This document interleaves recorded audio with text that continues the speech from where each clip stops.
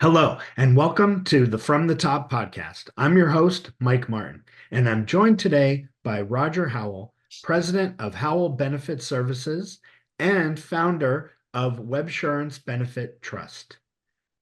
Roger, thanks for being with us today. Thanks, Mike, for having me. Absolutely. So maybe if you wouldn't mind for the audience, just give a quick, little bit of your introduction to yourself, your background, and your company. Okay.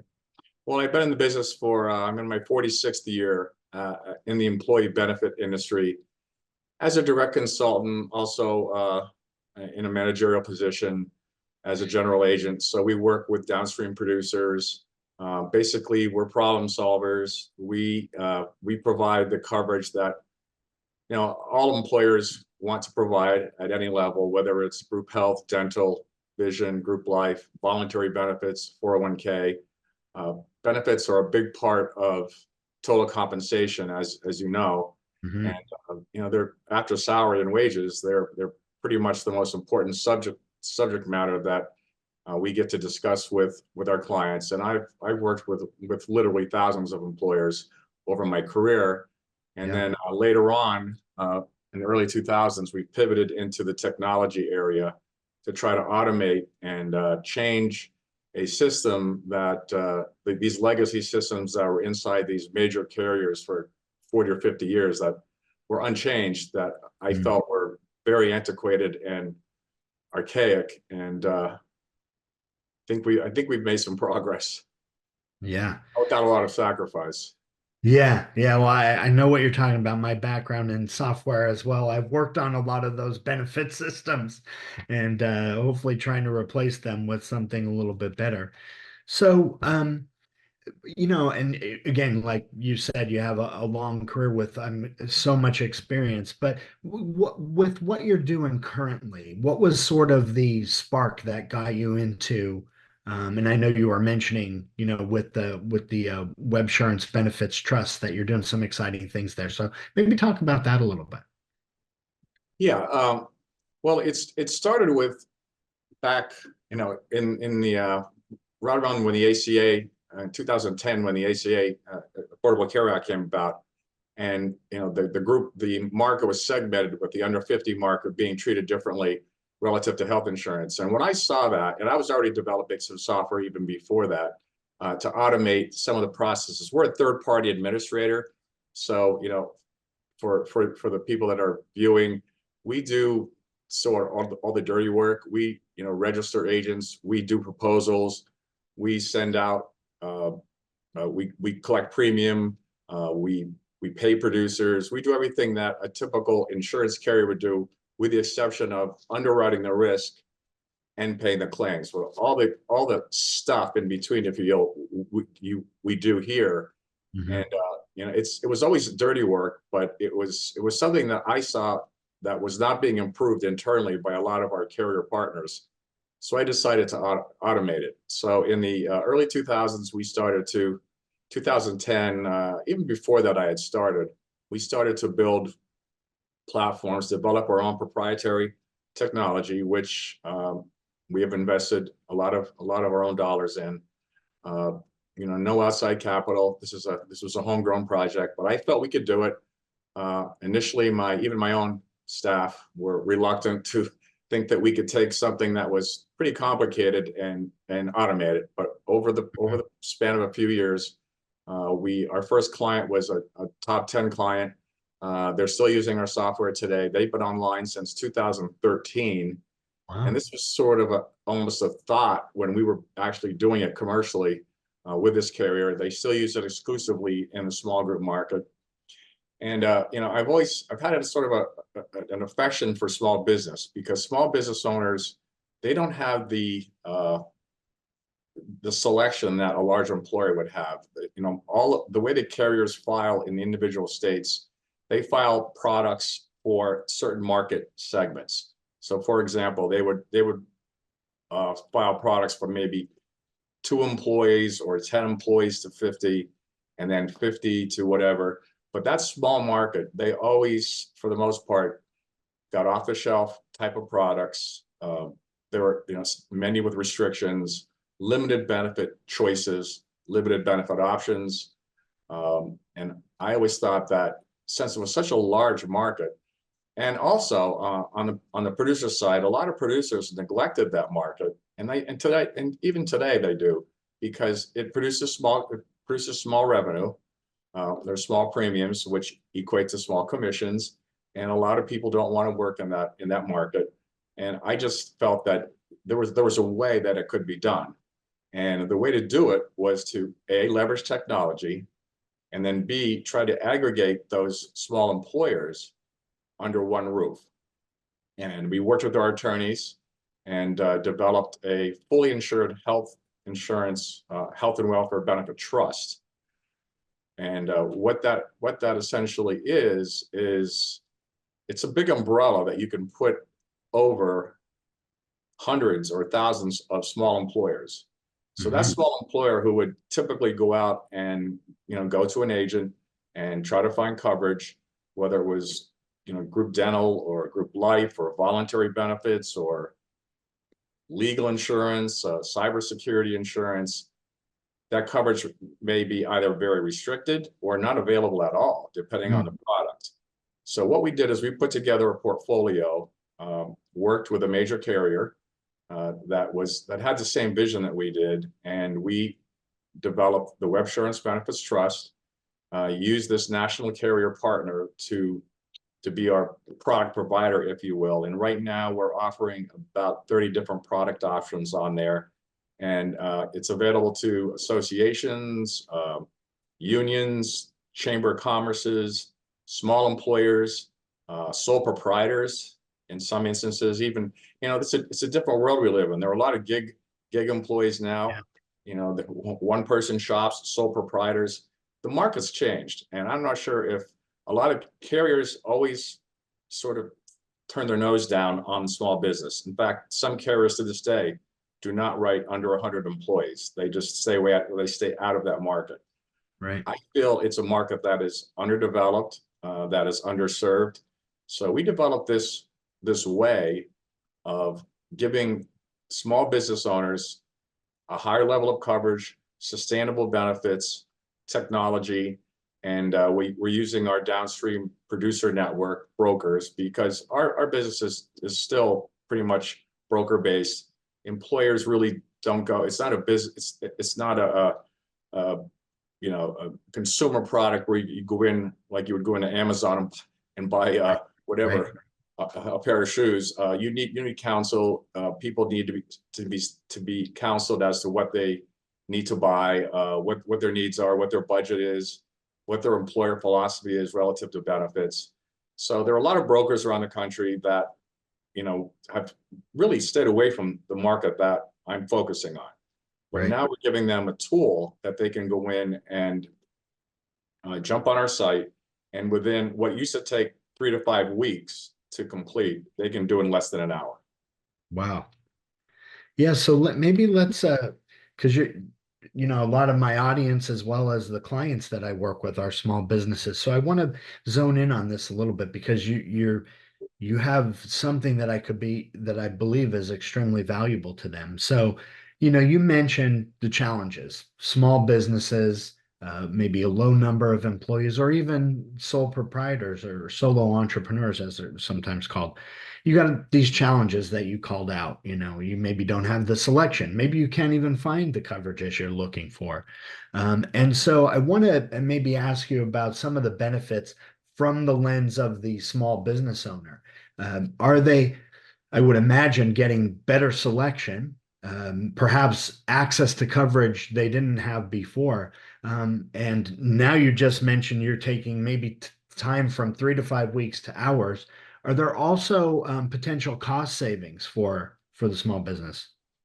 Yes and yes. I'll give a couple of examples relative to coverage. If we pick a coverage like dental insurance, there are a lot of small business owners out there, and there are a lot of high profile, a lot of tech companies now.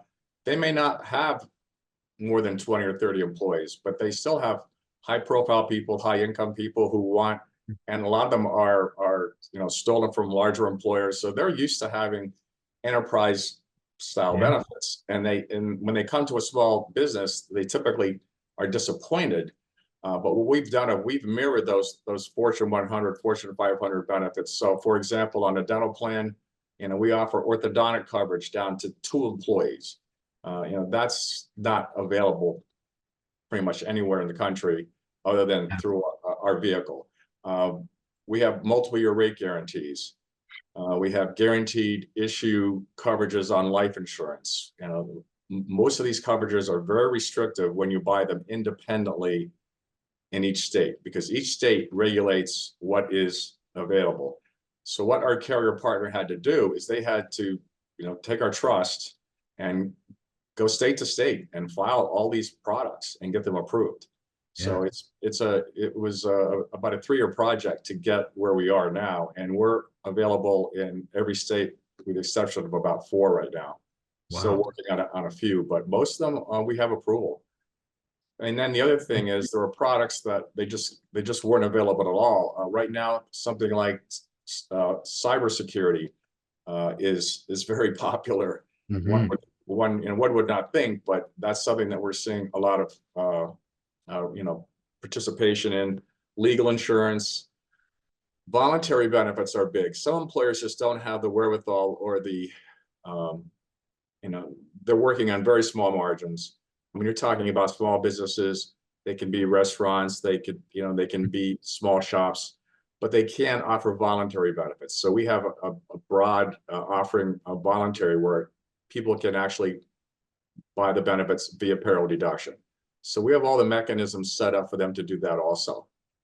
Yeah, phenomenal. I mean, this sounds like a huge win for small businesses.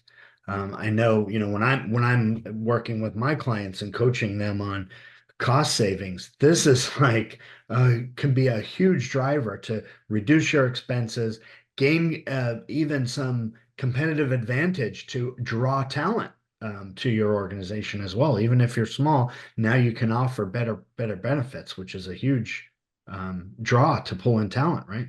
Yes. The other thing that is not available to a lot of the very small businesses is to create classes. So, for example, you had a business that had, you had management, owner employees, salaried employees, maybe some hourly or blue collar employees. We're able to segment those small populations and give those different classes different levels of benefit, Mm, which is something that previously they would not be able to do. yeah. This was all done electronically. There was no paper in our system whatsoever from the beginning of the process to the end. We do all the premium billing and collection. We do the admin here in house, but for the most part, it's an online. We're essentially an online resource for small business, and Huge. and the focus is associations, affinity groups. Those people are always looking to advance, their brand and create membership. Membership dues are the key, and Hmm. this is a way for them to go out. Most of them, if they go directly to an insurance carrier, a lot of underwriters inside the carrier walls frown on associations for a number of reasons. The demographics may not be good. They don't know how much participation they'll get. They have Hmm. difficulty getting census data. So by going to our trust, by endorsing our trusts, we're already established. We already have thousands of members, so we have a basis Yeah. for our membership, and I think we've had great sustainability relative to our rates. We've been able to control our rates, and we have very our disenrollment rate is very, very low. Oh, that's great. Yeah, that's phenomenal. I mean, my brain is buzzing with ideas here because I work with a lot of small businesses, and this just seems like an absolute no-brainer to at least investigate and understand if it's a good fit for the company, and if there's cost savings and there's efficiencies and all that stuff, it could be a giant win. So maybe just kind of switch gears a little bit, and it's a question I love to ask, but if you could sort of wave a magic wand over your business and have any outcome you so desired, what would that be and why? I want to see my dream come true. This is I want how we've changed the focus on small business to be our legacy. Mm. I don't think anyone's focused more on this market than we have, and the trust was sort of the last piece. We automated, and like I told you back over a decade ago, when people weren't even thinking about this. And currently there are companies, carriers I'm talking about, that are spending, and I'm not exaggerating, hundreds of millions of dollars trying to automate what we've already got done. Yeah. And some are still struggling. Uh, some have developed programs like we have and scrapped them because they just did not function properly. So we've taken on a pretty difficult role, and I think we've got it figured out at this point. We've got the endorsement of one of the nation's largest carriers, and we're working very well with them. And the feedback I'm getting, I talk directly to the consumers. If we have a large chamber or even a small business, I will personally take the calls. I want to know how they feel about it, how it works. We're constantly upgrading, constantly changing, try to make things better. It's Yeah. always bottom up. It's always been bottom up here. If you don't offer anything of value, and the client doesn't trust you, or your producers don't trust what you're doing, you're going to fail. That is sage advice for any business. Absolutely. Absolutely. But I'll tell you what really hit me in the last thing you said there is it seems like you're providing tremendous value, not just to the clients that you're potentially enrolling into new coverages, but also to the carriers. So you're providing tons of value in both directions of your marketplace. That's a great question. I would love to know how much money the carriers that where we've put our software in, and I mean they have. If you look at a typical insurance carrier, they have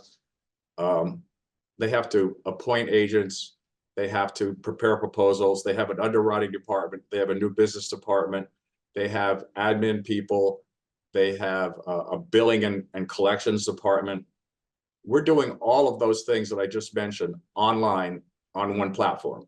So rather than talking about 5 or 6 different departments inside a large company that are all in different silos that may not necessarily talk to each other. And that's one thing I found. I've sat down with a lot of large carriers, Mm-hmm.